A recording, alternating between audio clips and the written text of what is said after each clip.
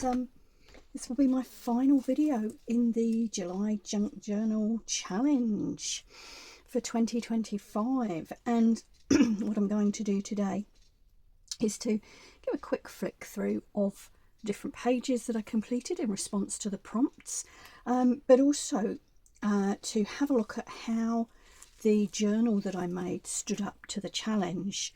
So I'm going to have a quick look at that first.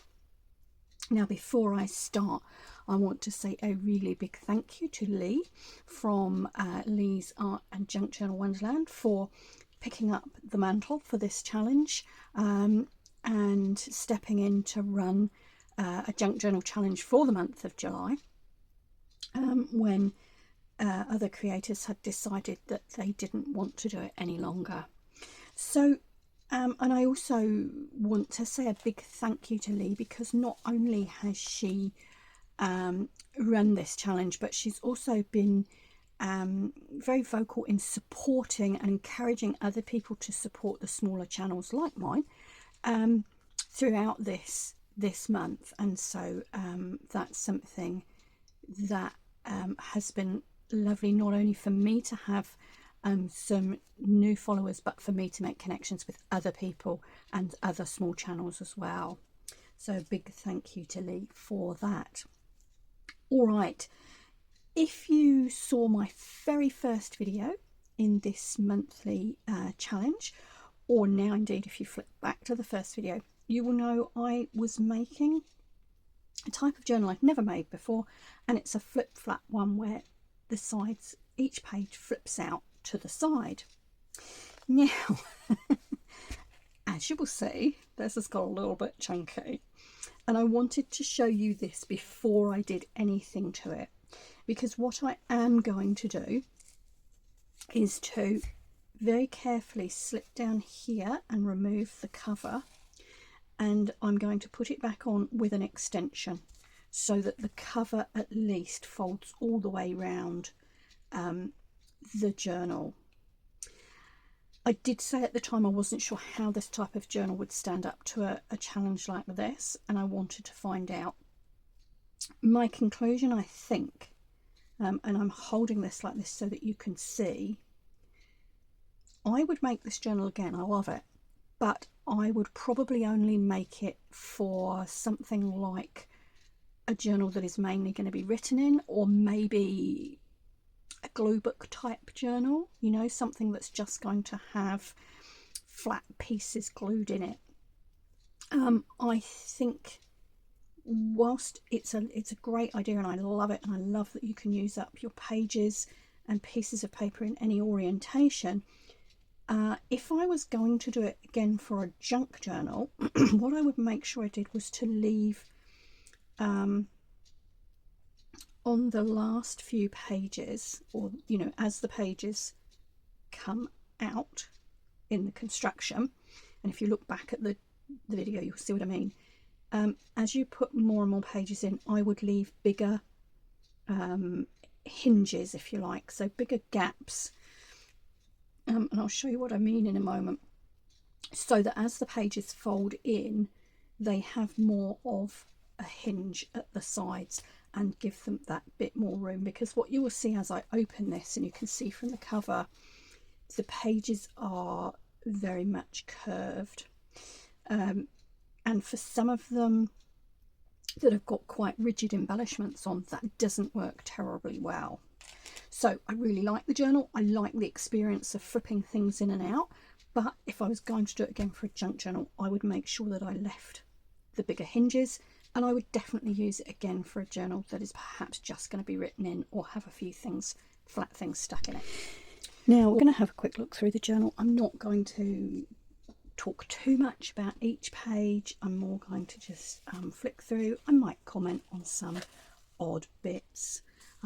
This was our first prompt that we started with, and I chose to use the prompt of torn edges to create a topper for my journal cover. And this is just made up of lots and lots of layers. If we flick here, this is the first page, and this was actually the prompt of worn. And so I chose an item of worn clothing. and turned it into a pocket. And these are some lovely ACTs that I was gifted in a swap by a lady called Tasha. And then I added some of my own tags in, or journal cards in, and they to complement the ones that I'd been given. Was on this page the prompt here. This was a homage to the artist Hundavasa, and here is a quote from him and his artwork. Now if we flick over, as you can see, it has got a little bit bulky. That this page here, you see that, is the prompt of tag, and so I made some tags with little motivational quotes on, and tied them all together with some sari silk. And these tags were all upcycled clothing tags, or you know, tags that had come off items we'd purchased. So I'm going to have to do this in a little bit of an odd way. I'm actually going to take those tags out for a moment. Okay. So here was the prompt of postcard. Oh, and we have that postcard in here with a hidden journaling spot. And I sort of went to town on this page. We'd just been to see a show, and yeah, there's a whole story there.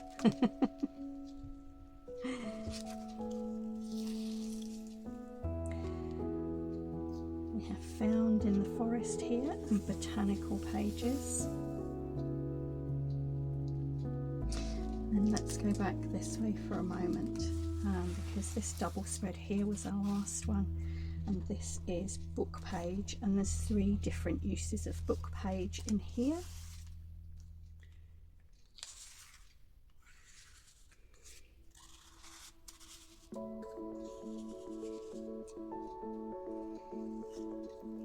And then another double spread, and this was ticket, and we have a couple of tickets in here.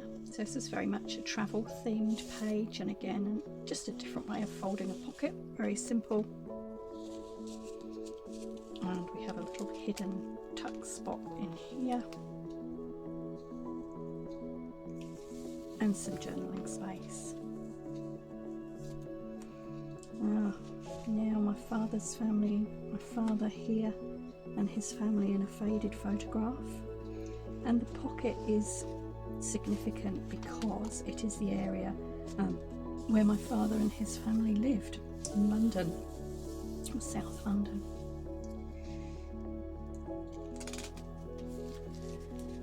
This one was fun. It's more probably more of an art journal page, if you like, but it's all made with bits and pieces around, and a gel print background. And this was the prompt of lace.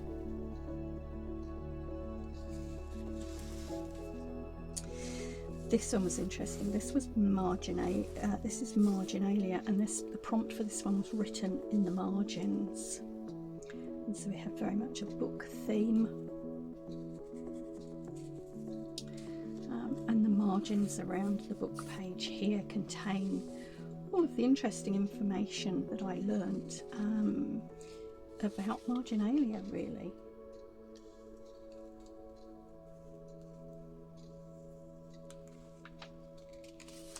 Okay, again another double spread.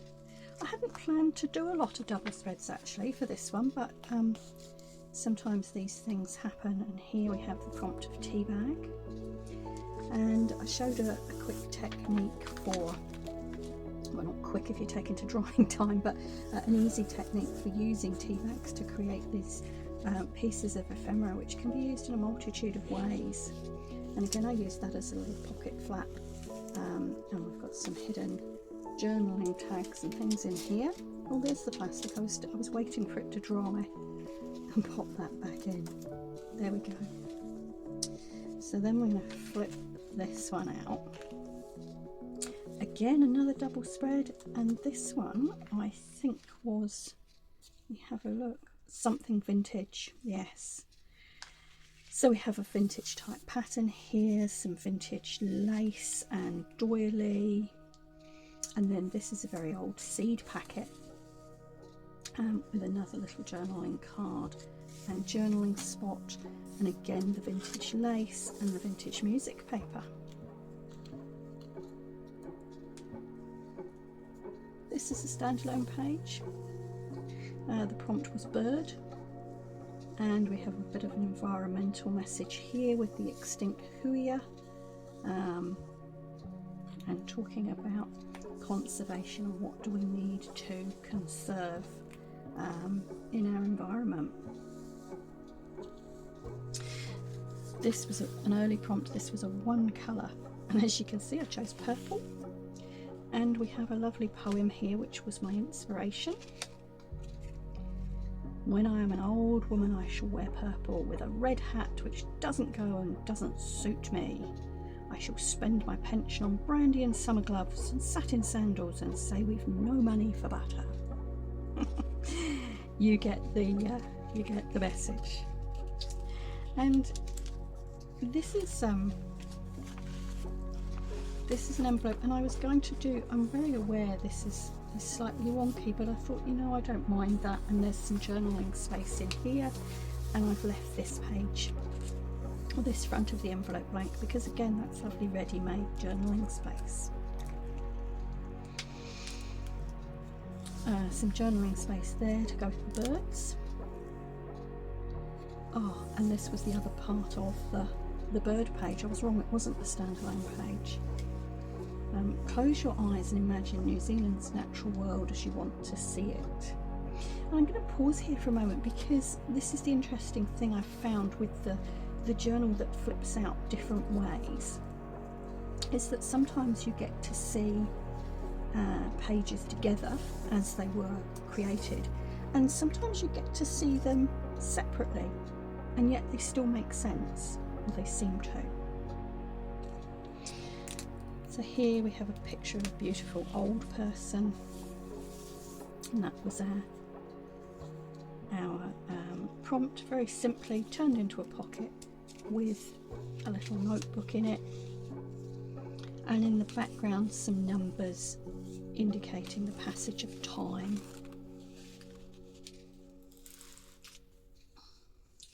Words with some blackout poetry.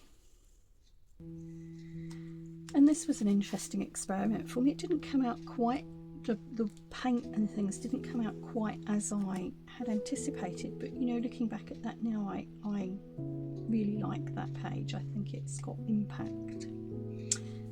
And this a poem in there to read. Scribbles and doodles, we went for neurographic art. Beautiful relaxing pastime. And then stamping, yeah, I got the stamps out and the embossing powder and all sorts of things, and had a ball with that page. And then in here, oh, this was last week, we have our antique pattern, and these are pieces of wallpaper